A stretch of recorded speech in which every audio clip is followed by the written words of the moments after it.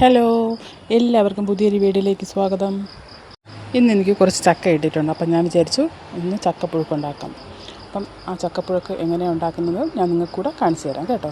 എല്ലാവർക്കും അറിയായിരിക്കും, എങ്കിലും എൻ്റേതായ രീതിയിൽ ഞാൻ എങ്ങനെയാണ് ഉണ്ടാക്കുന്നതെന്ന് കാണിച്ചു തരാം കേട്ടോ. എൻ്റെ ചാനലിലെ റെസിപ്പീസ് നിങ്ങൾക്ക് ഇഷ്ടമാവുകയാണെങ്കിൽ സബ്സ്ക്രൈബ് ചെയ്ത് ലൈക്കും കമൻറ്റും ഷെയറും ചെയ്ത് ഹൈപ്പ് ഓപ്ഷൻ കൂടെ ചെയ്ത് എൻ്റെ ചാനലിനൊന്ന് സപ്പോർട്ട് ചെയ്യണേ. ചക്കയെ ഞാൻ വൃത്തിയാക്കി ഇതുപോലെ കട്ട് ചെയ്തെടുത്തിട്ടുണ്ട്. അതിലേക്ക് ഒരു 5-6 ചക്കക്കുരു ഞാൻ തോടൊക്കെ ചെത്തി മുറിച്ചിട്ടിട്ടുണ്ട്. ഞാനിവിടെ പ്രഷർ കുക്കറിലാണ് ചെയ്യുന്നത്. നമുക്ക് പ്രഷർ കുക്കറിലേക്ക് ഇട്ട് കൊടുക്കാമേ.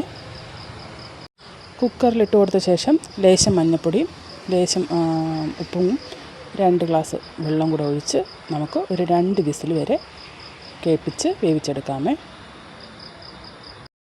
കുക്കറിലൊന്ന് വേകുന്ന സമയത്ത് നമുക്കതിന് വേണ്ടിയുള്ള കൂട്ട് അരച്ചെടുക്കാം.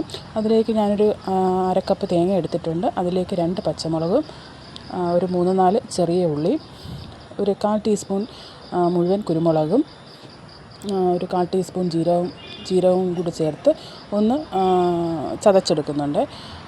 ചിലർ ഇതിൽ വെളുത്തുള്ളി ചേർക്കുന്നുണ്ട്. വെളുത്തുള്ളി ചേർക്കുന്നവർക്ക് ഇഞ്ചിയും വെളുത്തുള്ളിയൊക്കെ ചേർക്കാം. ഞാനിവിടെ ചേർക്കുന്നില്ല. ഇതുപോലെ നമുക്കൊന്ന് മിക്സിയിലിട്ട് ഒന്ന് പ്രസ് ബട്ടണിട്ട് ഇതുപോലെ ഒന്ന് ചതച്ചെടുക്കാം. അപ്പോഴേക്കും കുക്കറിൽ 2 വിസിൽ കേട്ട് നമ്മൾ ചക്ക വെന്തിട്ടുണ്ട്. ഞാനൊരു മറ്റൊരു പാനിലോട്ട് മാറ്റുകയാണ്. മാറ്റിയിട്ട് ഞാനൊന്ന് ജസ്റ്റ് ഒന്ന് ഇളക്കി കൊടുക്കുന്നുണ്ട്. ഒന്ന് ഇളക്കി തിള വരുന്ന സമയത്ത് നമുക്ക് ചതച്ച് വെച്ചിരിക്കുന്ന ആ കൂട്ടില്ലേ അതുകൂടെ ഇട്ട് നന്നായിട്ടൊന്ന് മിക്സ് ചെയ്ത് കൊടുക്കാം.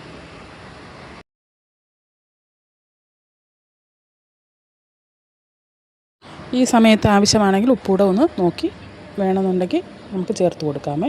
നന്നായിട്ടൊന്ന് മിക്സ് ചെയ്ത് നമുക്കത് യോജിപ്പിച്ചെടുക്കാം.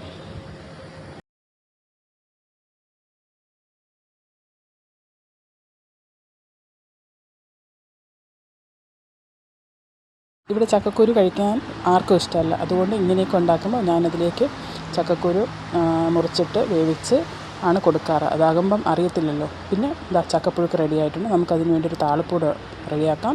ഞാൻ വെളിച്ചെണ്ണ എടുത്തിട്ടുണ്ട്. വെളിച്ചെണ്ണയിൽ കടുകും വറ്റൽമുളകും കറിവേപ്പിലയും ചെറിയ ഉള്ളിയും കൂടി അരിഞ്ഞ് ഒന്ന് മൂപ്പിച്ചിട്ട് ഇതിലേക്ക് ഒഴിച്ച് നന്നായിട്ടൊന്ന് മിക്സ് ചെയ്ത് കൊടുക്കുന്നുണ്ട്. അപ്പം നമ്മുടെ ചക്കപ്പുഴുക്ക് റെഡി ആയിട്ടുണ്ട്.